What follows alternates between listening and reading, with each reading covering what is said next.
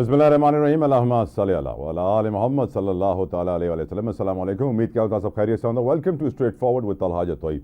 अज यकीनन सियासत जी सूरत हाल सां ख़बर आहे। इरफान सिद्दीकी साहब जी ॻाल्हि तव्हां ॿुधी, पर अॼु जी हिन खां बि वॾी ख़बर आहे कि IMF असांजो कर्ज़ो मंज़ूर करे वरितो आहे। अॼु जेका बोर्ड मीटिंग हाणे कुझु देरि अॻु में थी आहे, हुन में IMF 7 अरब डॉलर जो कर्ज़ो पाकिस्तान लाइ मंज़ूर कयो आहे, जंहिंखां पोइ तक़रीबन 1.1 अरब डॉलर्स जी किस्त हिन महीने पाकिस्तान खे मिलण जी उम्मीद आहे। पाकिस्तान खे जीअं IMF जो कर्ज़ो मिलंदो, उहे ॿियनि डोनर्स जी तरफ़ां बि हुननि जी बि मदद इमदाद जेके कर्ज़ा आहिनि उहो अप्रूव थी वेंदा, अचणु शुरू थी वेंदा।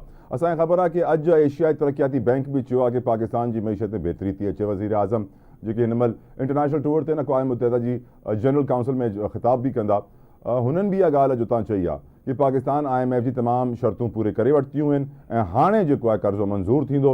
हे कर्ज़ो मंज़ूर थियण खां पोइ ॿियूं तमामु तर शयूं ट्रिकल डाउन इफेक्ट में थींदियूं। हिक खां पोइ हिकु असां जेका प्रोग्राम्स आहिनि, प्रोजेक्ट्स आहिनि, जेके इंटरनेशनल डोनर्स असांखे वादो कयल आहे, उहे अचणु शुरू थी वेंदा ऐं लोकल बैंक सां ई पाकिस्तान कर्ज़ो वठंदो। हिन महिल पाकिस्तान जा टोटल कर्ज़ा जेके आहिनि उहो 71,000 अरब रुपया आहिनि। तक़रीबन 125 अरब डॉलर्स जे क़रीब असां बीठा आहियूं पंहिंजे बैरूनी कर्ज़नि जे मामलनि में। पाकिस्तान न रुगो हिन महिल IMF खां कर्ज़ो वठंदो, बल्कि जेके मक़ामी बैंक्स आहिनि हुननि खां बि कर्ज़ो वठी करे मुल्क हलायो वेंदो। पर अॼु पाकिस्तानी सोचे इहो ई थो कि असां केतिरा कर्ज़ा वठंदासीं। हर पाकिस्तानी 3 लखनि जो मक़रूज़ आहे। ख़बर आहे कोन्हे कर्ज़ा लहंदा कीअं, असां हिन कर्ज़नि जे दलदल मां निकिरंदासीं कीअं ऐं छा मुस्तक़बिल थींदो पाकिस्तान जे नौजवाननि जो। IMF इहो कर्ज़ो मंज़ूर त कयो आहे, पर अगरि पाकिस्तान जी मईशत जो हाल ॾिठो वञे त IMF जी हिकिड़ी शर्त इहा बि हुई कि जेको पावर सेक्टर आहे, इनमें बहितरी अचे। जेको सर्कुलर डेट आहे, इदारनि जे दरमियान ज़ेरे गर्दिश कर्ज़े जंहिंखे चवंदा आहियूं, उहे कंट्रोल थिए, जेको हिन महिल तेल जो ऐं गैस जो मिलाए 5,000 अरब रुपयनि खां मथे आहे। हुनखे अञा ताईं कंट्रोल न कयो वियो आहे। असांखे ख़बर आहे कि वज़ीर तवानाई जेके आहिनि असांजा उवैस लगारी साहब, हुननि अॼु स्टेटमेंट ॾिनी आहे कि IPP से कंट्रोल थो कयो वञे, हुननि खे शो कॉज़ नोटिस ॾिना विया आहिनि। इहा ॻाल्हि बि साम्हूं आई आहे रिपोर्ट में हुकूमत जी कि कुझु पावर प्लांट्स त अहिड़ा हुया जेके 10 रुपए में लॻा ऐं 40 रुपए जो बिल हुकूमत खे ॾिनो वियो। 4 टाइम्स 4 गुना मथे हुकूमत खे इनवॉइस कई वई हुननि पावर प्लांट्स जी। त खोड़ घपला आहिनि IPPs में जेके सही थियण जी ज़रूरत आहे। पोइ प्राइवेटाइज़ेशन जी शर्त हुई IMF जी कि जेके 208 स्टेट ओन्ड एंटरप्राइज़िस आहिनि, SOEs जंहिंखे असां चवंदा आहियूं, हुननि में इस्लाहात अचनि, हुननि में जेको नुक़सानु पाकिस्तान खे हज़ारे अरबनि जो हर साल जो थिए हुनखे कंट्रोल कयो। उहो बि अञा ताईं कोन्ह थियो आहे। PIA जी प्राइवेटाइज़ेशन असांजे साम्हूं आहे। आम माण्हू इहो थो सोचे कि हलो कर्ज़ो त असांजो मुल्क वठे थो, पर असां लाइ बहितरी कॾहिं ईंदी? छो जे करे अॼु असांखे ख़बर आहे FBR बि हिकिड़ी ख़बर ॾिनी आहे कि जेके माण्हू नॉन फाइलर्स हुआ, हो हाणे नॉन फाइलर्स कोन रहंदा। टैक्स नेट में सभिनीनि खे टैक्स नेट में आणण जी शर्त IMF जी पुराणी आहे ऐं FBR अॼु इहा वाज़े तौर ते प्रोग्राम ॿुधाए छॾियो आहे पंहिंजो कि हाणे असां शुरू कंदासीं पंहिंजो प्रोग्राम, जंहिंमें जेके नॉन फाइलर्स आहिनि, न उहे ज़मीन वठी सघंदा, न उहे गाॾी वठी सघंदा, न उहे ट्रैवल करे सघंदा, न उहे ॿियो को अहिड़ो कमु करे सघंदा, बैंक में अकाउंट न खोले सघंदा, सिम्स हुननि जी ब्लॉक थी वेंदियूं ऐं पोइ नॉन फाइलर्स जी टर्म ई डिलीट कई वेंदी, ऑब्सोलीट थी वेंदी ऐं को पाकिस्तान में नॉन फाइलर न हूंदो। यकीनन FBR हिन महिल सख़्ती थी करे, पर जेके माहिरीन आहिनि हिन फील्ड जा, फाइनेंस जा, इकोनॉमी जा, हुननि जो इहो मञणु आहे कि FBR खे को इंसेंटिव प्लान ॾियणु घुरिजे हा, को अहिड़ो प्रोग्राम ॾियणु घुरिजे हा जंहिंमें कोई अहिड़ो लालच हुजे हा कि हर माण्हू चए हा कि हा मां वञी टैक्स भरां थो ताकि आउं बि फाइलर थियां, मूंखे इहो फ़ाइदो थिए पाकिस्तान जी हुकूमत सां। अहिड़ो को इंसेंटिव कोन ॾिनो वियो। कंहिं बि पाकिस्तानी खे थ्रेट्स ॾिनियूं वयूं आहिनि, धमकियूं ॾिनियूं वयूं आहिनि कि तव्हांजी ज़िंदगी ख़तमु थी वेंदी, न तव्हां अकाउंट खोले सघंदो, न ट्रैवल करे सघंदो, जेतिरो तव्हांजो पैसो आहे घरनि में लिकायल अथव, टैक्स भरो, डिक्लेयर कयो। पाकिस्तान जी जेके इनफॉर्मल इकोनॉमी आहे, ग्रे इकोनॉमी, जेको रजिस्टर्ड न आहे, कागज़नि ते न आहे, उहा असुल इकोनॉमी खां 4-5 गुना वॾी आहे, जंहिंजे करे माण्हू चाहिनि कोन था कि इहे टैक्स नेट में अचनि। पर हाणे IMF जी शर्त आहे, ॾिसूं था FBR पूरो करे सघंदो या न करे सघंदो। इकोनॉमी हिकिड़े पासे, हाणे अचूं था पाण सोसाइटी ते पहिरियों सियासत जी ॻाल्हि करण खां। अॼु असांखे ख़बर आहे कि बलोचिस्तान जी हिकिड़ी धीअ अदीला बलोच, जेका ख़ुदकुश बमबार हुई, हुन हिकिड़ी प्रेस कॉन्फ्रेंस कई ऐं ॿुधायो पूरी क़ौम खे, पूरी दुनिया खे कि कीअं नौजवाननि जो ब्रेन वॉश थो कयो वञे। सोशल मीडिया जे दौर में जिथे मिसइंफॉर्मेशन, डिसइंफॉर्मेशन आम आहे, उते कीअं नौजवाननि खे बेवकूफ़ ठाहे, हुननि खे इंसेंटिव्स ॾेई करे, लालचूं ॾेई करे कि तव्हांखे हे ॾींदासीं, हो ॾींदासीं, तव्हां अचो असां वटि, ऐं पोइ हुननि खे ख़ुदकुश बमबार ठाहींदा आहिनि। अदीला बलोच जा शुक्र बि अदा कयो बलोचिस्तान हुकूमत जो, जंहिं हुनजी जान बचाई हिकु तरीक़े सां। उहो अॻु में ख़ुदकुश बमबारी हाणे कोन्हे ऐं हुन ॿुधायो आहे कि कीअं नौजवाननि खे टारगेट थो कयो वञे। पाकिस्तान हिकिड़ो अहिड़ो मुल्क आहे जिथे तव्हांखे ख़बर आहे कि 60% आबादी खां वधीक नौजवाननि आहिनि ऐं हुननि नौजवाननि खे कॾहिं PTI वारा यूथिया ठाहे छॾींदा आहिनि, कॾहिं बलूचिस्तान में दहशतगर्द ठाहियो वेंदो आहे। तमामु ज़रूरत हिन अमर जी आहे जो हुकूमत कोशिशूं थी करे आइनी तरमीम आणण लाइ, जुडिशल रिफॉर्म्स आणण लाइ, सिस्टम खे बहितर करण लाइ। हक़ीक़तनि अगरि असांखे बहितर पाकिस्तान जो मुस्तक़बिल खपे त हिननि नौजवाननि लाइ बहितर सहूलियात थियणु घुरिजनि। जेके पढ़ी निकिरनि था ऐं पोइ हुननि खे पाकिस्तान में को अपॉर्चुनिटी जॉब कोन थी मिले, बेरोज़गार घुमण खां पोइ ॿाहिरि किथे वेंदा आहिनि, को ऑड जॉब बि कंदा आहिनि, पेट्रोल पंप ते पेट्रोल बि विझंदा। हुननि खे ख़बर आहे घटि में घटि रोज़ी रोटी त ईंदी, 2 रुपया कमाईंदा त सही, पाकिस्तान में अपॉर्चुनिटी कोन्हे। अॼु जे ॾींहं में एप्टिमा जो चेयरमैन जो इहो चवणु हुयो, all Pakistan textile mills association जे चेयरमैन जो, कि 81 इंडस्ट्रियल यूनिट्स बंदि थी चुकिया आहिनि, 10 हुन मां टेक्सटाइल यूनिट्स आहिनि, 5 हुन मां शुगर मिलूं आहिनि जेके बंदि थी चुकियूं आहिनि। माशी हालात ग्राउंड रियलिटी इहा ई थी ॿुधाए कि का शइ सस्ती कोन थी आहे, इन्फ्लेशन महांगाई पंहिंजी जाइ ते बीठी आहे ऐं रोज़गार जा मौक़ा न थियण जे करे नौजवान लखनि जी तादाद में मुल्क छॾे वञनि था। हुकूमत जे मुताबिक़ लखनि जी तादाद में हिननि जो वञणु ब्रेन ड्रेन थियणु, हिन करे सुठो आहे मुल्क लाइ कि ॿाहिरि वञी करे डॉलर मोकिलींदा।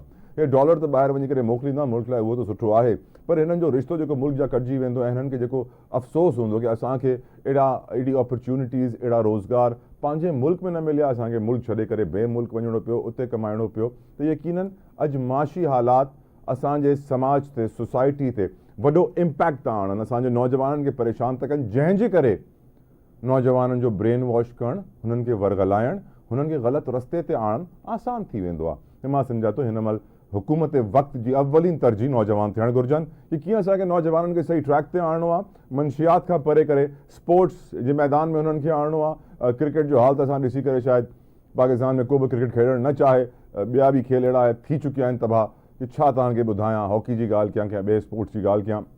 पर सोसाइटी खे इम्प्रूव करण लाइ नौजवाननि खे तव्हांखे रिक्रिएशनल एक्टिविटीज़ ॾियणी पवंदियूं, हुननि खे बहितर माहौल फ़राहम करणो पवंदो, हुननि खे रोज़गार ॾियणा पवंदा, तॾहिं असांजा नौजवान बेवकूफ़ कोन ठहंदा, मिस इंफॉर्मेशन, डिसइंफॉर्मेशन जो शिकार थी करे दहशतगर्दी लाइ तयारु न थींदा। मां सम्झा थो अॼु बि हुकूमत बलूचिस्तान जी वॾी कामयाबी आहे कि हुननि पूरी क़ौम जे साम्हूं अदीला खे आंदो ऐं अदीला पंहिंजी फैमिली सां गॾु मौजूद हुई। हुननि जे वालिद साहब बि इहो चयो कि जेको थियो उहो न थियणु घुरिजे हा। को बि बलोच नथो चाहे कि हुननि जा ॿार वञी करे ख़ुदकुश धमाकनि में फाटी वञनि, पाण जी पंहिंजी कुर्बानी ॾेई छॾनि। अॼु इहो वक़्तु न आहे कि असां पंहिंजे मुल्क जे लाइ इहो कयूं, अॼु इहो वक़्तु आहे कि असां पंहिंजे मुल्क खे जोड़ण लाइ, मुल्क जी तरक़ी लाइ ऐं नौजवाननि जी रिहेबिलिटेशन लाइ सोचियूं कि असांखे करणु छा घुरिजे। छा अदलिया खे कानून साज़ी खपे? यार पाकिस्तान जे 25 करोड़ माण्हुनि खे बि कानून साज़ी खपे। यकीनन इम्पॉर्टेंट इशू आहे। ऐं ॻाल्हि कयूं सियासत जी, त सियासत में बि असांखे ख़बर आहे कि अॼु जेतिरा बि माण्हू हिन महिल अदलिया खां जुड़ियल आहिनि, सियासत खां जुड़ियल आहिनि, इलेक्शन कमीशन खे फॉलो था कनि, नेशनल असेंबली खे फॉलो था कनि, उहे सोचनि था कि हाणे इलेक्शन कमीशन घणो टाइम खणंदो इहे रिज़र्व सीट्स ॾियण में। अॼु बि इजलास थियो, को रिज़ल्ट कोन निकितो, उहे वकीलनि मशवरो ॾिनो, रुजू कयो। त इहो सियासी माहौल, इहो समाजी माहौल ऐं इहो मुआशी माहौल मूंखे ॾाढो परेशान थो करे। डिस्कशन करेंगे, मेरे साथ मौजूद है पाकिस्तान तहरीक इंसाफ के सीनियर रहनुमा माहिर कानून अजहर सिद्दीक साहब। अस्सलाम वालेकुम, बहुत बहुत शुक्रिया अजहर साहब आपके वक्त के लिए। एक तो आपको पहले बहुत बहुत मुबारक हो, IMF ने $7 अरब का कर्जा मंजूर कर लिया है। पाकिस्तान के कुल मजमूई कर्जे जो 71,000 अरब रुपए पे हैं, अब वो बढ़ जाएंगे और अब बहुत सारे कर्जे आना शुरू हो जाएंगे और हर पाकिस्तानी मजीद मकरूज हो जाएगा, लेकिन हम डिफॉल्ट नहीं करेंगे और मुआशी बहाली की तरफ जा रहे हैं। आपको इस बात की खुशी तो होगी अजहर साहब? ना, बहुत शुक्रिया। लेकिन खुशी तो इस बात की है कि मुल्क डिफॉल्ट से बच जाएगा, लेकिन ओवरऑल जो हालात हैं मुल्क के मुआशी, उससे तो मैं बिल्कुल खुश नहीं हूँ जी। हालात ये हैं, वाकयात ये हैं, अगर आप इन चीजों को देखकर समझें कि अल्लाह ताला इस मुल्क का जो सत्यानाश जिन्होंने किया, आज उन्हीं के लोगों, हम उन्हीं के मरहूने मिन्नत है, हम उन्हीं की तरफ देख रहे हैं। हम समझते हैं कि यही शायद जो है, यानी और हमारे जो करता धरता है वो भी ये समझते हैं कि शायद इन्होंने कुछ, वो भी ये 85 से आज तक दे क्या सके हैं ये लोग? 85 से आज तक क्या दिया इन्होंने? कुछ नहीं दिया इन लोगों ने। इन लोगों ने कुछ नहीं दिया, कुछ नहीं दिया, कुछ नहीं दिया इन्होंने 85 से अब तक। ठीक है ना जी? तो बस उम्मीद ये रखेंगे आगे भी कुछ नहीं। अल्लाह ताला करे, अल्लाह ताला करे कि इन सब लोगों को ख्याल आ जाए, इनको शर्म आ जाए कुछ। लेकिन मैं कोई मुतमईन नहीं हूँ और मुझे मेरे पास इन्फॉर्मेशन यही है कि अमेरिका के साथ कोई ना कोई ये सौदाबाजी करके आए हैं। अमेरिका में अगर ये गए हुए थे तो Okay. किस लिए गए हुए थे वो, चले वो अपनी जगह है, लेकिन कोई ना कोई सौदेबाजी जरूर करके आए हैं। ये ऐसे नहीं ये लोग आए, अल्लाह करे कि ऐसे हालात ना हो, ऐसे कोई मामला भी ना हो, लेकिन लग यही रहा है कि ये इस मुल्क को इन्हें क्या फर्क पड़ता है। इन लोगों की तो जदादे बाहर हैं, इन्होंने उठना बैठना किस बाहर है। तरह के सौदे इन लोगों किए के होंगे, क्या जितने क्या क्या क्या दिया होगा उनको, क्या ऑफर किया होगा, क्या अपॉर्चुनिटी दी होगी, किस तरह के सौदे अजहर साहब? देखें ये तो वक्त बताएगा, आपको कोई पता नहीं है। पता चले कि कल जनाब कोई एटॉमिक रोल बैक कर दिया। मैं कोई किसी पे इल्जाम नहीं लगाना चाह रहा, ओके। लेकिन कोई पता नहीं है कि कल क्या कुछ करके आगे, कल क्या, यानी मुल्क में से दीन खत्म करना है, यानी इस मुल्क को फसाइयत का। आज भी याद रख लीजिएगा, आज अमेरिका या इन सऊदी कुव्वतों से जान छुड़ाएंगे। आज अगर आप आएंगे रशिया की तरफ, आप आएंगे, आप चाइना की तरफ आएंगे, टर्की की तरफ आएंगे, आपके मुल्क क्या बका है उसी में है, इन लोगों के साथ नहीं है भाई। जिनकी वजह से ऑपरेशन रजीम चेंज जिन लोगों ने शुरू किया भाई, उन्होंने तो मदद करनी थी, लेकिन मैं जो कि कर्जे के हवाले से बात, बाकी मैं हवाले से मुझे बड़े सीरियस रिजर्वेशन है। अल्लाह करे कि हालात ठीक हो और ये मुल्क आगे की तरफ जाए। मेरी आज बात हो रही थी अजहर साहब फवाद चौधरी साहब से, और वो ये कहते हैं कि मंसूर अली शाह साहब का नोटिफिकेशन नहीं निकलेगा अगर ये आईनी तरमीम आ गई। क्या आप भी एग्री करते हैं सर, ये आईनी तरमीम आने से मंसूर अली शाह का नोटिफिकेशन नहीं निकलेगा? देखिए जी, वो तो फिर लड़ाई बड़ी हो जाएगी, मैं बता दूं आपको। वो बहुत बहुत बड़ी और खतरनाक लड़ाई की तरफ हम चले जाएंगे, और उसमें वोकला बरादरी जो है वो पीछे नहीं हटेगी। और जहां तक फवाद चौधरी, उनका अपना एक नुक्ता नजर है, मैं उस नुक्ता नजर से इत्तेफाक ही नहीं करता इस बात से। चीफ जस्टिस जनाब सईद मंसूर अली शाही होंगे, वो सिर्फ कॉन्स्टिट्यूशन कोड की तरफ जा रहे हैं, वो एक खतरनाक काम है। वो हम लड़ाई लड़ेंगे, कॉन्स्टिट्यूशन कोड इंशाल्लाह हम नहीं बनने देंगे, और ना हम ऐसा हालात में जाएंगे। बाकी जहां तक है आपके सामने है, उसी के लिए प्रैक्टिस एंड प्रोसीजर एक्ट हुआ जो चैलेंज किया गया। उस प्रैक्टिस एंड प्रोसीजर एक्ट के तहत मकसद क्या था? मकसद बड़ा वाज़ेह था, आर्टिकल 63 खत्म करके आईनी तरमीम के लिए राह हमवार कर रहे हैं। अगर आर्टिकल 63 ना खत्म हो तो आईनी तरमीम की राह हमवार भी होती है। और वजह क्या है? तो वजह यही है कि वो उन चीजों की तरफ लेके जाना चाहते हैं। इंशाल्लाह बड़ी उम्मीद है कि उन चीजों की तरफ नहीं जा सकेंगे। सर ये 63, 62 सादिक और अमीन वाले जो कानून है, मैं समझता हूँ इनको तो वैसे ही ख़त्म हो जाना चाहिए, क्योंकि हकीकतन कोई भी सादिक नहीं है सर, कोई भी अमीन नहीं है। ये बहुत बड़े नाम है अल्लाह के, अल्लाह ताला हमें समझने की तौफीक अता फरमाए। लेकिन सर ये जो अब आईनी तरमीम की तैयारी हो चुकी है, मंसूर अली, अब आपने मुखालफत कर दी आईनी अदालत की। बिलावल भुट्टो सरदार ने जो है ओपनली कहा, चेयरमैन पीपल्स पार्टी ने, कि आईनी अदालत हर हाल में बनेगी। आज इरफान सिद्दीकी साहब, सेनेटर साहब PMLN ने भी तकरीबन वही अल्फाज दोहराए जो कल बिलावल साहब ने कहे थे। तो वाज़ेह तौर पर पीपल्स पार्टी और PMLN इस बात पे एक पेज पे आ गए हैं कि आईनी अदालत बनेगी। सर आईनी अदालत बनेगी तो इस अदालत के कौन सी ताकतें हैं? जो कॉन्स्टिट्यूशनल केसेस हैं वो उस अदालत में जाएंगे, बाकी सारे केसेस इसी अदालत में होंगे। आपको प्रॉब्लम क्या है सर आईनी अदालत से? देखिए जरूरत क्या है? आईने पाकिस्तान 1973 का जब आइन बना, क्या क्या क्या जो सर बड़ी सिंपल जरूरत है। मैं आपको बताता हूँ जरूरत क्या है अजहर साहब। एक आम पाकिस्तानी को इंसाफ के लिए 25 से 50 साल धक्के खाने हैं। वो चाहते हैं कम से कम आइन में धक्के ना खाने पड़े। आइन को इतनी इज्जत तो दो कि उसके लिए अलग अदालत बना दो और बड़ा मजीद टाइम ना लगे और 1-2 साल में केसेस का फैसले भी आ जाएं। आइन को धक्के ना खाने पड़े, तो आइन को इज्जत देने के लिए बना रहे हैं सर। ये जातियात को धक्के देने से बचाने के लिए कितने केस हैं? साल में 4 या 5 केस होते थे, उसके लिए 7 जजेस या 8 जजेस किस लिए लाना? अभी आप अपने आप को बचाने के लिए कि हम आ जाए, हमारा कब्जा हो, कल कोई भी ना आ सके। आज अगर ये मौजूदा सुप्रीम कोर्ट है ये पाबंदी लगाएगी पाकिस्तान तहरीक इंसाफ या आर्टिकल 17, बिल्कुल सवाल ही पैदा नहीं होता। और क्या ये आर्टिकल 63 और इस तरह की तरामीम को मानेगी? कभी नहीं मानेगी।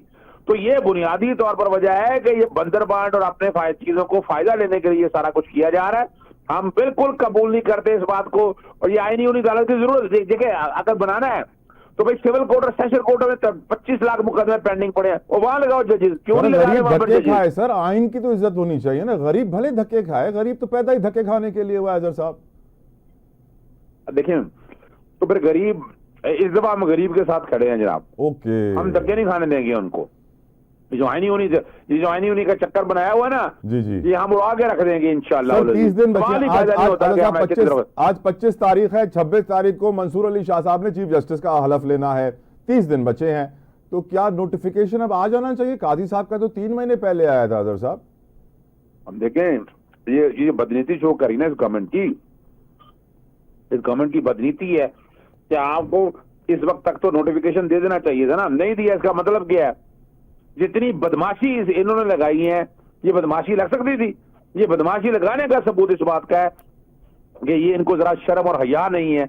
ये हालात और वाकया जिस तरफ ले जा रहे हैं, अल्लाह ताला इनको कुछ हदायत दे, उसी से फर्क पड़ेगा। लेकिन छोड़े इन बातों को। आपके मुल्क में सियासतदान को बचा ईमानदार बता दें सियासतदान मैं तभी कह रहा हूं सादिक और अमीन खत्म कर दें सर, ये होने नहीं चाहिए सादिक और अमीन। ये तो कानून मेरे ख्याल से किसी बेवकूफ ने बना दिया ऐसे लग रहा है। नहीं, वो तो खत्म कर दिया ना उन्होंने। सुप्रीम कोर्ट ने तो कह दिया कोर्ट ही कोई नहीं है, एरोनियस डिसीजन है कि जनाब कोई कोर्ट ही नहीं है। हालांकि लिखा हुआ है एनी कोर्ट ऑफ लॉ। अब कोर्ट ऑफ लॉ से मुराद हाई कोर्ट है, सुप्रीम कोर्ट है। वो जस्टिस काजी फाइसा ने और उन्होंने फायदा देने का ये नवाज शरीफ को ये सारा कुछ किया। तो ये तो सारे इस तरह नहीं मामला चलते हैं ना जी। आप उतना काम करें जितना कर सकते हैं, जितना ये मुल्क आगे चल सकता है। अजहर साहब अब यकीनन पिछले 2-4 दिनों से जो अदलिया के ऊपर पीपल्स पार्टी की तरफ से बयानात आ रहे हैं, जो नून लीग की तरफ से बयानात आ रहे हैं, अब एक आम आदमी की नज़र में एक जज का इमेज, जिसने शायद अदालत कभी नहीं देखी हो, शायद लाइव ब्रॉडकास्ट के बाद पहली बार उसने अदालत देखी हो, जजेस को बोलते हुए देखा हो टेलीविजन पे, लेकिन उससे पहले कभी नहीं देखा था, वो जब इन सियासतदानों की बातें सुन के एक जज का चेहरा अपने दिमाग में बनाता है तो वो ये सोचता है कि वो पर्ची पे भर्ती हुआ है, रिश्तेदारी पर आया है, माय लॉर्ड कह के जज बना है, और मेरिटोक्रेसी है ही नहीं। ये सिस्टम के अंदर सिलेक्शन प्रोसेस बड़े लूप होल से भरा हुआ है। और मैं ये सोचने पर मजबूर होता हूँ अजहर साहब कि ये ऑनरेबल जजेस जो इतनी रेपो रखते हैं, इतने रेप्यूटेबल हैं, जब वो सुनते हैं कि सियासतदान उनके बारे में क्या कह रहे हैं कि वो पर्ची पे भर्ती हुए हैं, मेरिट पे उतरते नहीं हैं और ये नेपोटिज्म ही नेपोटिज्म है, कोई जवाब नहीं देते, उन्हें बुरा नहीं लगता, कोई तौहीन अदालत की कार्रवाई नहीं होती है, और एक नैरेटिव बना दिया गया है कि जज भर्ती सिफारिश पे होते हैं। देखें, ये तो हालात अपनी जगह पर मौजूद हैं। ये आप जितना मर्जी आप कहें, आप समझ सकते हैं हालात क्या हैं, बातें क्या हैं सारी, लेकिन इस तरह मामला नहीं चल सकते हैं। इस तरह हालात जिस सिमत में जा रहे हैं ये जा नहीं सकते हैं। आप जाते रहे, जिस सिमत में भी जाते रहे हैं, ये नैरेटिव बनाया सियासतदानों ने अपने जाती फायदे लेने के लिए, जाती मफादात लेने के लिए। तो जाती मफादात इस तरह नहीं चल सकती हैं। वो मैं तो देखें, अब तो आज भी समझते हैं कि इस मुल्क को अगर आगे लेके जाना है ना, आम आदमी की बात बताएं क्या कर रहे हैं, वो अगर कुछ किया तो वो बताया जाए। ये नहीं चल सकता ये चलाना चाहते हैं। ठीक सर। अच्छा आप सर ये भी बता दीजिएगा कि हम जानते हैं आज एक बड़ी प्रेस कॉन्फ्रेंस थी, अदीला बलोच साहिबा जो कि खुद कुछ बम्बार थी, जिन्हों को पकड़ा गया और फिर उन्होंने आके मीडिया के सामने बताया किस तरह नौजवानों को मिस इन्फॉर्मेशन डिसइंफॉर्मेशन के जरिए सर दहशतगर्द बनाया जाता है। सर हम ये भी जानते हैं कि पीटीआई में भी यूथ की बहुत बड़ी तादाद है और इस मुल्क में आबादी भी 60% नौजवानों पर है, जो बड़ी तादाद में मुल्क छोड़ के जा रहे हैं। क्या आप नहीं समझते सर इन हुक्मरानों को इनके लिए भी कानून साजी करनी चाहिए ताकि ये सोशल मीडिया पर गलत इंफॉर्मेशन का शिकार ना हो, इनको कोई दहशतगर्द ना बना सके, इनको कोई मिसगाइड ना कर सके और ये अपने आप को बचा सकें इस दौर में जहाँ टेक्नोलॉजी आम है और मिस इन्फॉर्मेशन डिसइंफॉर्मेशन भी आम है और बेवकूफ़ बना के लोगों को क्या कुछ नहीं करवाया जाता। आपकी नज़र में नौजवानों के लिए क्या करना चाहिए हुकूमत को सर? देखिए नौजवान देखिए कितनी तादाद है मिस इन्फॉर्मेशन या डिसइंफॉर्मेशन बनाने की, उसमें बंदे आपने उठा लिए, सारा कुछ करके आपने देख लिया, अब तो कुछ जायज आपके पास है ही कोई नहीं है। और ये जितना भी ये डिजिटल टेररिज्म के लफ्ज़ से मैं तवाक़ ही नहीं करता। ये किस बात की टेररिज्म क्या है अभी? टेररिज्म तो खुदा रहा यार, वो जो टेररिज्म है, जो डेफिनेशन टेररिज्म दी है, आप एक खबर गलत देने को आप कहें डिजिटल टेररिज्म है, ये इस तरह नहीं चल सकता। आप कौम बेवकूफ नहीं बनेगी इनसे, कौम इनसे मांगती है अपना हक, तो आप अपने लिए बताएं कि क्या कर रहे हैं, वो कुछ किया है तो बताएं। इस तरह नहीं हो सकता कि आप अपने तरीके से चीजों को लेकर चले। कब तक लेकर चलेंगे आप? जब तक जान है सर। ये बताइए बानी पीटीआई ने आज मंसूर अली शाह साहब की मुकम्मल तायीद का ऐलान कर दिया है कि they will support and back Mansoor Ali Shah साहब। क्या इस वक्त अदालती मामलात में हम मंसूर अली शाह साहब वर्सेस काजी फाइज ईसा की सिचुएशन देख रहे हैं सर? नहीं जी, ये जस्टिस काजी फाइज शाह ने बनाई हुई है, जस्टिस सैयद मंसूर अली शाह ने ऐसा कोई काम नहीं किया। उन्होंने बिल्कुल अदलिया की तौकीर बरकरार रखी है। जी जस्टिस सईद मंसूर अली शाह ने अदलिया का वकार, ये सारा, ये तो जस्टिस काजी फाइसा है कि जिन्होंने पाकिस्तानी अदलिया की तारीख दागदार कर दी है और ये तारीख में याद रखा जाएगा। सर वैसे काजी फाइज ईसा को अगर एक्सटेंशन वो नहीं ले रहे हैं, लेकिन अगर वो एक नई अदालत के चीफ जस्टिस बन जाएं तो क्या बुरा है सर? हुकूमत तो चाहेगी कि अगर यहाँ से जा रहे हैं तो जा रहे हैं जनाब जस्टिस काजी फाइसा, और क्या जा रहे हैं, वो यही तो जा रहे हैं। और जितने केसेस पाकिस्तान तहरीक इंसाफ के खिलाफ गैर आईनी और गैर कानूनी के ये रिकॉर्ड का हिस्सा है। और हम नहीं समझते कि आप इन मामलात को इस तरह लेकर चलें, इस मुल्क को सीधी राह की तरफ लेके जाएं, तो अल्लाह ताला आसानी रखेगा। आमीन आमीन आमीन। थैंक यू अदर सिद्दीक साहब आपके कीमती वक्त के लिए। व्यूअर्स हैं यकीनन ज़रूरत हिनमल पाकिस्तान जी तरक्की जी आ, पाकिस्तान जी सही राह ते अचण जी आ, सही पॉलिसी मेकिंग जी आ, हुक्मराननि खे रुगो पंहिंजे लाइ नाहे सोचणो, गरीब माण्हुनि लाइ बि सोचो। ब्रेक वठो, डिस्कशन कंटिन्यू कंदासीं।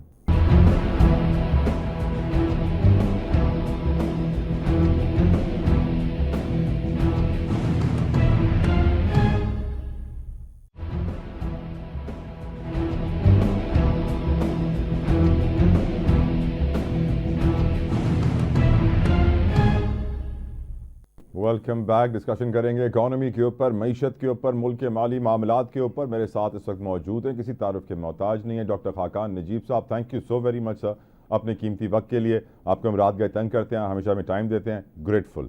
सर पहला सवाल, आज IMF ने तो मंजूर कर दिया कर्जा, पहली ट्रांच कह रहे हैं कि शायद इसी महीने आ जाए।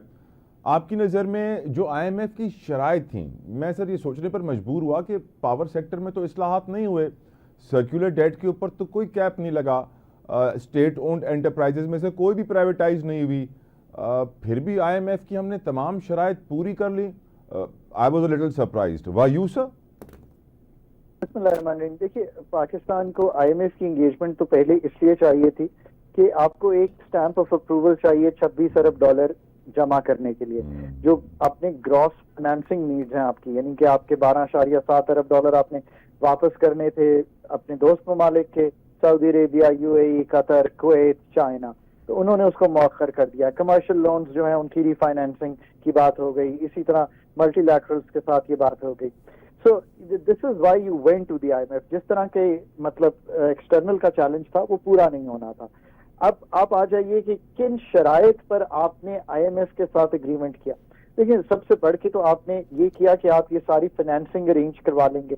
नंबर 2, आपने ये कहा कि आप अपने जो टैक्सेस हैं उसकी मद में 1800 अरब के करीब, 1500 से लेके 1800 अरब रुपए के करीब नए टैक्सेस लगाएंगे, और ओवरऑल आप 9400 से 13 ट्रिलियन 13,000 अरब तक, यानी कि 1.5% बढ़ा लेंगे अपना टैक्स टू GDP रेशो। तो दूसरी ये बात थी। तीसरी बात ये थी कि बिजली के नर्ख जो है उनको पास थ्रू कीजिए। तो आपने जुलाई 1 को देखा 29 रुपए की एवरेज प्राइस 34 रुपए पे चली गई। फिर उन्होंने आपको कहा कि आप अपने कुछ स्टेट ओन्ड एंटरप्राइजेस की जो प्राइवेटाइजेशन है जैसे PIA की, उसके लिए आगे बढ़िए, एक डेट तय कीजिए। फिर उन्होंने कहा कि प्रोविंसेस से गुफ्तगू कीजिए और उन्हें कहिए कि वो आपके साथ फाइनेंस कमीशन नहीं तो नेशनल फिस्कल पैक्ट करें। अब उसकी भी बात हुई है कि शायद 1 जनवरी से एग्रीकल्चर इनकम टैक्स और इन चीजों पे आगे बढ़ेंगे। ये है प्रोग्राम जो फंड के साथ तय हुआ है, और इन शरायत जो आपके सामने मैंने अभी रखी हैं उस पर आपने IMF के साथ एग्रीमेंट किया। मैं बार बार तलहा कहता था कि IMF कर लें, मैक्रो स्टेबिलिटी आएगी। मैक्रो स्टेबिलिटी का आसान लफ्जों में लोगों के लिए है कि अफरात ज़र यानी कि कीमतों के बढ़ने की शरह कम हो गई है, कहीं 29 थी फिर 24 हुई, इस साल 12-13% हो जाएगी। इस वक्त सिंगल डिजिट 9.6% पिछले माह आई। रुपए में आपको थोड़ी सी बेहतरी दिखाई दी। आपका पॉलिसी रेट 22 था, अब 17.5 है क्योंकि इन्फ्लेशन कम हुई। तो इससे कोई उम्मीद है कि कोई आप कर्जा लेंगे, गाड़ी खरीदेंगे, मैं कोई मैन्युफैक्चरिंग प्लांट्स लगाऊंगा, कोई मेरी बहन एग्रीकल्चर में कर्जा लेकर ट्यूबवेल लगाकर अपनी इस्तात बढ़ाएगी। सो ये है एक ओवरऑल तनाजुर। पर तला here now the forward looking path. 37 माह का प्रोग्राम आसान नहीं होगा करना, by no stretch of imagination. अभी पहले क्वार्टर में अगर IMF के साथ अग्रीड FBR का शॉर्टफॉल आ गया तो you would be looking at new taxation. इसी तरह बहुत सी और चीजें, स्ट्रक्चरल बेंचमार्क्स अभी सामने आ जाएंगे, आपको सबको हम खुल के इस पर डिस्कशन कर लेंगे। अच्छा, एक तो ये बात है, सो ये कैसे कंप्लीट होगा? This is the first order of business. Second order of business is कि अगर ये कंप्लीट भी हो जाता है तो जो आपके फंडामेंटल एनर्जी की कीमत इज नॉट अ रिफॉर्म तला। जी। रिफॉर्म वो है जो आप कह रहे हैं कि क्या आपने एनर्जी की तंजीम नौ, प्राइवेटाइजेशन, अपनी जो आपकी सब्सिडी है उसका रिफॉर्म, आपके टैरिफ का रिफॉर्म, आपकी पॉलिसी रेगुलेटर का रिफॉर्म, क्या आपने ये सब काम किया?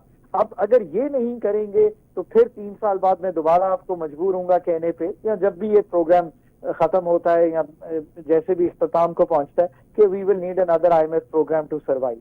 सो I really hope, here's the punch line, time and breathing space has been brought to you by an IMF engagement. Use it wisely. If you don't use it wisely, तो जो treadmill है जिस पे IMF की हम सवार हैं उस पे से उतरना बहुत मुश्किल होगा। और आखिरी बात यह है कि IMF के 11 PhDs आते हैं। मैंने 13-16 का प्रोग्राम एंकर किया है पाकिस्तान के लिए। 24वां प्रोग्राम तो जरूर है, पर जिंदगी में कंप्लीट एक ही लॉन्ग टर्म EFF किया है जो 13-16 का था। बाकी सब में जाते थे, और जैसे 2023 में 9 रिव्यूज कंप्लीट किए और फिर बाहर आ गए और प्रोग्राम इनकम्प्लीट छोड़ दिया, रिजर्व 3-4 अरब डॉलर पे चले गए, डिफॉल्ट की सिचुएशन क्रिएट हुई। इससे बचने के लिए कॉम्पिटेंट टीम बनाइए जो पाकिस्तान का प्रोग्राम लिखने की सलाहियत रखती हो। IMF को कन्विंस कीजिए कि आप क्या प्रोग्राम चाहते हैं। आप एक्सपेंडिचर रिफॉर्म ना कि टैक्सेस, आप एनर्जी का रिफॉर्म ना कि प्राइसिंग चेंजेस, पाकिस्तान की ग्रोथ को वापस लाना। सारे जो हाई फ्रीक्वेंसी इंडिकेटर्स हैं, सीमेंट सेल, बिजली की सेल, पेट्रोलियम प्रोडक्ट्स की सेल, ये सब जो है आपको बता रहे हैं कि ग्रोथ स्लोइंग है। पर जो आपको अच्छी खबर है वो ये है कि एक मैक्रो स्टेबिलिटी आ गई है, रिजर्व्स का बिल्डअप है, कराची स्टॉक एक्सचेंज में 80% बढ़ा है, कुछ लोगों को तकवीयत मिली है। लेट्स होप कि जो मैंने आज आपके सामने पाकिस्तान प्रोग्राम सामने रखा है ये हम अगले 3 साल में कर पाएंगे। Well said sir, well said. आपने बहुत खूबसूरत बात की, हमें अच्छे तरीके से समझाया। सर आज FBR से भी खबर आई कि वो नॉन फाइलर्स को उन्होंने कह दिया है कि ना आप ट्रैवल करेंगे, ना गाड़ी खरीदेंगे, ना प्रॉपर्टी खरीदेंगे, ना बैंक अकाउंट खोलेंगे, ना सिम होगी आपके नाम पे। डू यू थिंक थ्रेटन करना नॉन फाइलर्स को is the right strategy for FBR, या उन्हें कोई इंसेंटिव प्लान देना चाहिए था? सर पहला जब ये नॉन फाइलर की कैटेगरी बनी थी तो अनफॉर्चुनेटली मैं टेबल पर ही था जब ये बनी। तो मुझे समझ नहीं आई, तो मैंने तब भी पूछा ये नॉन फाइलर क्या चीज होती है। मैं यहाँ टैक्स देता हूँ या मैं I am a bad person and I am not filing my tax. So there is nothing in the world as non filer. जहां से मैं पढ़ के आया था, जहां से फंड वाले भी पढ़ के आते हैं, ये पता नहीं फंड वाले भी क्यों इसको मानते थे। तो इसको हमें खत्म करना है। Everyone has to file a tax, we have to do self assessment. 5% को हम देखें कि वो क्या कर रहे हैं, हर एक को टैक्स नेट में लाना है। उसके बाद हमें इवेंचुअली प्री पॉपुलेटेड टैक्स गोशवारे बनाने हैं। इसी तरह वर्टिकल और हॉरिजॉन्टल इक्विटी आएगी। थ्रेटन करने की बजाय आहिस्ता आहिस्ता आसानियां पैदा कीजिए, इन द सेंस के टैक्स के निजाम को, टैक्स के गोशवारों को, टैक्स की सिंप्लीफिकेशन को, टैक्सेस को, नंबर ऑफ टैक्सेस को, विदहोल्डिंग्स को, इन सब से निकलिए। जो बेसिक गुड इनकम टैक्सेस हैं, जो डायरेक्ट टैक्सेस हैं, उनकी तरफ जाइए। और आहिस्ता आहिस्ता फाइलर्स को टाइम दें, नॉन फाइलर्स को, कि वो फाइलर्स बने, और फिर अपना जो गैप है जो फाइल भी करते हैं उसको भी हम पूरा करने जाएं। पर this process has to start. Non filer की कैटेगरी हर सूरत में आज नहीं तो कल खत्म तो करनी ही पड़ेगी, बिकॉज आप ही कहते हैं कि तला you are a filer so you pay 1%, but Khakan don't pay 1%, you pay 4% and remain a non-filer. So मैं हमेशा नॉन फाइलर ही रहूंगा और फिर उसके बाद रेमिटेंसेस लगा कर अपनी इनकम वाइज करता रहूंगा। ये लूप होल से निकल जाना चाहिए। हमने ये इनकम रेमिटेंस का लूप होल बंद किया। मैं तब भी टेबल पे था, हमने कहा कि आप अगर 10 मिलियन से ऊपर की रेमिटेंस लगाएंगे we will ask you a question. अब शायद वो 5 मिलियन हो गया है। So these are the ways where you bring equity into the taxation system। पर इसके साथ साथ जो हमारा भरोसा है निजाम पर, FBR पर, FPR के पर्सनल पर, डिजिटलाइजेशन के प्रोसेस पर, ये भी बेहतर करना है ताकि टैक्स मोरल बेहतर हो। People must find it impressive enough to file their taxes. ये हैं कलीदी काम। अल्लाह फिर अगेन आईएमएफ ये काम नहीं कराएगा। आईएमएफ तो पॉलिसी लगाकर 1800 के टैक्सेस लगा देगा। ये वो काम है जो पाकिस्तानी डॉक्टर से करवाइए। और पाकिस्तान का सबसे बड़ा चैलेंज आज भी और पिछले 10 साल में 20 साल में जो बिल्ड हुआ है वो है competence level of the public sector, productivity of the private sector, efficiencies in the private sector. जब तक इस मसले को हल नहीं करेंगे, इकोनॉमिक इंस्टीट्यूशंस को ठीक नहीं करेंगे, तो इकोनॉमिक पॉलिसी पे डिपेंडेंट हमेशा बाहर की ही कुव्वतों पे रहेंगे। बिल्कुल ठीक, वेल सेड सर। एक सवाल, आज हमारे जो सर अवामी नुमाइंदे हैं, जो नेशनल असेंबली के मेंबर्स हैं सर, उन्होंने तो पहले ये बिल अप्रूव कर लिया था कि जब उनको अपनी तनख्वाहें और अपने मुराद बढ़ाने होंगे तो उन्हें वजारत ख़जाना से कोई मशवरा लेने की ज़रूरत नहीं है, वो खुद बढ़ा सकते हैं। उन्होंने बिल अप्रूव कर दिया। आज हमारे अपर हाउस ऐवान बाला सेनेट ने भी ये बिल पेश कर दिया है कि हमें अपने पैसे बढ़ाने होंगे तो हम वजारत ख़जाना से मशवरा नहीं करेंगे, हम खुद बढ़ा लिया करेंगे, हम इतने अक्लमंद हैं, हम जानते हैं अपने पैसे कितने बढ़ाने हैं।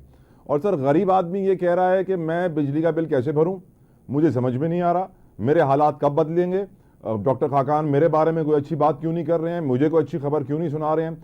चेयरमैन एप्टेमा आज कहते हैं सर कि 10 टेक्सटाइल यूनिट्स बंद हुए हैं, 5 शुगर मिलें बंद हुई हैं, टोटल इंडस्ट्रियल यूनिट्स जो शट डाउन हुए हैं वो 81 हैं। कुछ बताएं सर, कोई अच्छी खबर बिजनेसमैन को भी दें, गरीब आदमी को दें। सियासतदानों ने तो अपने आप को दे दिया सर, अपनी सैलरी खुद बढ़ाएंगे। तरह देखिए, बात दुरुस्त है। जो मैक्रो और हाई फ्रीक्वेंसी इंडिकेटर्स हैं, मैंने कहा कि वो बेहतर हुए हैं।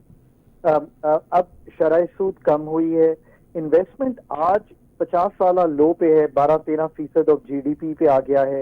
ये 18% होता था इस मुल्क में। जो करीब के ममालिक हैं वो 30 से लेके 40% इन्वेस्ट कर रहे हैं अपनी जीडीपी का। ये बात भी दुरुस्त है कि कॉस्ट ऑफ डूइंग बिजनेस बहुत ज्यादा है पाकिस्तान में। एनर्जी इनएफिशिएंसीज, चूंकि एनर्जी पूरा सेक्टर सरकार चला रही है, सर्टेनली उसको ठीक करने की जरूरत है। अब पहले तो इंडस्ट्री को डील करने, मैंने पहले भी कहा cement sales are slow, Pakistan की large scale manufacturing is slow, petroleum products, अगर डीजल बिक रहा होगा तो गाड़ियां चल रही होंगी, अगर कम बिक रहा है तो साफ बात है। बिजली की खपत लो पर है पिछले 4 साल से, और जो 4 साल पहले खपत थी शायद उससे भी कम पर है। तो obviously there is a slowing of the economy, that is obvious. महंगी हुई है, डोमेस्टिक ने भी कम खरीदा है। अब इस सब को ठीक करना आईएमएफ प्रोग्राम का परव्यू नहीं है, क्योंकि आज आईएमएफ हुआ है, मैं बार बार कहता हूं ताकि तला मुझे ये रिकॉर्ड नोट कर लें और मतलब सुनते रहें इस बात को। आईएमएफ आपको स्टेबिलिटी दे रहा है, शॉर्ट टर्म आईसीयू से निकाल रहा है, डिफॉल्ट से निकाल रहा है, आपके इंडिकेटर्स को जो हाई फ्रीक्वेंसी हैं उनको नोट कर रहा है। बट ये जो चीजें हैं ये सब काम आपके करने के हैं, बिकॉज ये ना 2 या 1 से 3 साल में होने हैं, ये अगले 5 से 10 साल की बात है जिसमें जाकर आपने ये सारी तंजीमें नौ करनी है। अब जो दूसरा आपने जिक्र किया है वो सबसे बड़ा इशू है जिसको both the IMF and the authorities are जिसे कहेंगे it is such a big issue कि आई थिंक शायद ये कर रहे हैं हम। वो क्या है? एक्सपेंडिचर रिफॉर्म का सबसे पहला रिफॉर्म है कि आप डेट पे 9.5-10 हज़ार अरब रुपया खर्च कर रहे हैं, उसका फैसला तो करना पड़ेगा ना कि उसका क्या करना है। पाकिस्तान डेट फ्री प्रोफाइलिंग मानता है, लोकल भी फॉरेन भी, नंबर 1। नंबर 2, अगर 24% करंट एक्सपेंडिचर इस साल में बढ़ा है तो अब बस वो है कि हम देखें कि हम कहाँ पे अपने एक्सपेंडिचर के बढ़ने की शरह को काटेंगे। पेंशन, पाकिस्तान की जो अनटारगेटेड सब्सिडीज हैं, ये 2 बहुत बड़ी चीजें हैं। अब इनका रिफॉर्म, क्या काम जो हमने नहीं करने फेडरल गवर्नमेंट के नीचे देने हैं, उन पे कितनी सेविंग आएगी। There is a research study that I recently read, 300 से 600 अरब वहां बचेगा। अब ये हैं the real hard core reform imperative which are necessary for the country. अब मैं रियली उम्मीद करता हूं कि हम ये काम करेंगे। अब क्या ये काम करने की सलाहियत है? सलाहियत तो आपको बाय करनी पड़ती है यार। मैं बार बार कहता हूं कि जिन मुल्कों ने तरक्की की है, चाहे वो मनमोहन सिंह आए हों एज वजीर खजाना, चाहे सिंगापुर ने एक ब्यूरोक्रेटिक टीम बिल्ड की हो, चाहे साउथ कोरिया ने एक planning commission state of the art build किया हो, तुर्गत ओजाल जब 80 की दहाई में टर्की में आए तो अगेन वो बहुत से लोग लाए। ये डिफरेंट मॉडल्स हैं, pick your model but follow that model. Outsource thinking से निकलकर पाकिस्तान को अब मौका मिल गया है कि ये सब काम करें। डॉक्टर खाकान, आपने हमें समझा दिया कि हम आईसीयू से रूम में तो शिफ्ट हो गए हैं अस्पताल में, लेकिन बीमारी हमें अभी भी लाहक है। सर, वैसे जो इंसान इतना बीमार हो और जिस बीमारी की दवा की उसे असल ज़रूरत हो जिंदा रहने के लिए, वो ना दी जाए, उसको एक और दवा दी जाए और बोला जाए कि हम अदालती रिफॉर्म्स लेकर आएंगे मुआशी रिफॉर्म से पहले, तो आपके दिल पे सर छुरियां तो फिरती होंगी।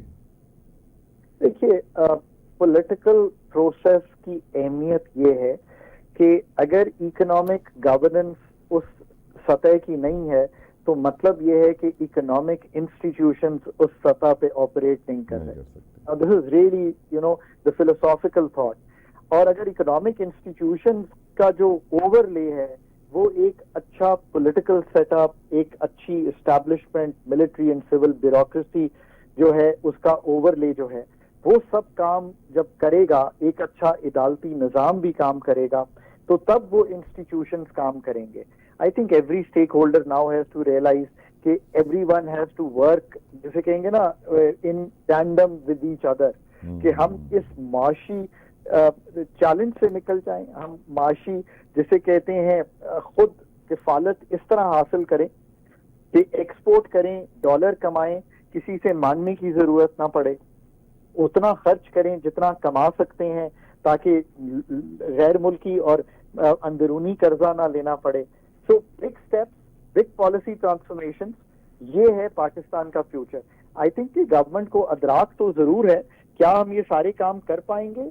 Why not. अब अगर मैं ये 20 मिनट की कॉन्वर्सेशन में एक एक की चीज जुजियात में जाके एक्सप्लेन कर सकता हूँ, तो I am sure local people can be found to handle these as well. I really hope the policy makers are able to find that depth, that policy, that regulatory framework where people start investing in Pakistan, और पाकिस्तान का जो सरमाया है वो पाकिस्तान में invest हो, और फिर रेकोडेक की इंशाल्लाह डील हो जाए, कुछ चाइनीज इन्वेस्टमेंट आ जाए, तो मुल्क जो है वो चल पड़े। Thank you so very much doctor Khaqan Najeeb for your precious time. Viewers, doctor Khaqan Najeeb वरी आसान अल्फाजन में समझाए छॾियो आहे कि पाकिस्तान अञा ताईं बीमार आहे, बीमारी ख़त्म कोन थी आहे। तव्हां आईसीयू में वेंटिलेटर ते हुयव अॻु में, हाणे तव्हांखे रूम में शिफ्ट कयो वियो आहे। इहो न सम्झिजो कि तव्हां ठीकु थी विया आहियो, तव्हां अञा ताईं बीमार आहियो, पंहिंजो इलाजु जारी रखिजो। पर मसइलो इहो आहे कि असांजो जेको डॉक्टर आहे उहो असांखां वधीक ॿिए मरीज़ ते तवजो थो ॾिए, हुनजी तवजो अदालतनि ते आहे कि अदालतनि जी बीमारी अॻु में ख़त्म कयां। पर मां सम्झां थो कि असांजे वज़ीर आज़म ऐं अरबाब इक़्तिदार ऐं इख़्तियार खे सोचणु घुरिजे कि अगर आवाम जी बीमारी ख़त्म न थी तो अदालतनि जी बीमारी ख़त्म करण जो को फ़ाइदो कोन हूंदो। हिन खां अॻु में कि आवाम ख़त्म थी वञे, आवाम जी बीमारियूं ख़त्म कयो, रहम खाओ ऐं मुआशी इस्लाहात, इकनॉमिक रिफॉर्म्स वठी अचो जुडिशल रिफॉर्म्स खां अॻु में। अलाह करे कि मुंहिंजी को ॿुधी वठे, तव्हां बि दुआ कजो। आमीन। ख़्यालु रखिजो, सुभाणे मुलाक़ात थींदी, तेसिताईं अल्लाह हाफ़िज़।